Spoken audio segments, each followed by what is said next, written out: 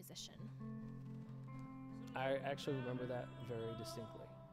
When I was 16 years old, I was sort of discovered in a little Baptist church in like small town Manteca, California, and I was invited to tour with a choir, kind of like a Glee type choir, and we actually went on tour to England and then to Africa, and I was sitting at the base of Victoria Falls, and it's hard not to have an epic moment there. But I remember at 16, all I could think was, I need to remember this. I know that I'm too young to appreciate this moment, and that was sort of a very simple epiphany happened. It was just like music brought me here, and this is what I need to do. Outside, you're so perfectly made up. How you paint a smile is tragically profound. What inspires your lyrics? I went through a phase where all of what I was writing was catharsis. And so it was always pain, and it was always sorrow and sadness. And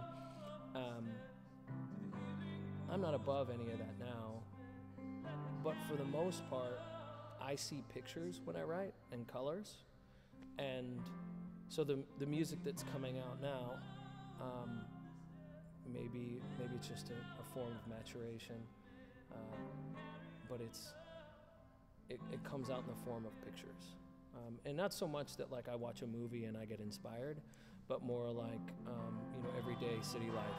I'll be walking down the street and see a woman crossing a street, holding 3 kids, and that'll remind me of something beautiful that I admire in women, and or it'll remind me of something terrible about myself that that I have to work out in song.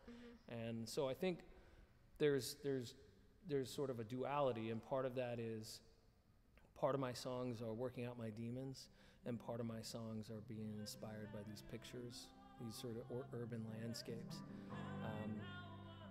And even though I grew up in a small town, I think part of the reason why I was so attracted to San Francisco, not just for its incredible diversity and beauty, was the fact that the pace of city life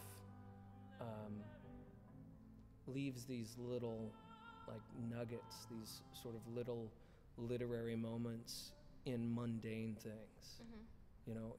It's exhausting to live in the city, and what's great about that is it pushes things out of you creatively that if you're listening, you're going to hear or you're going to see.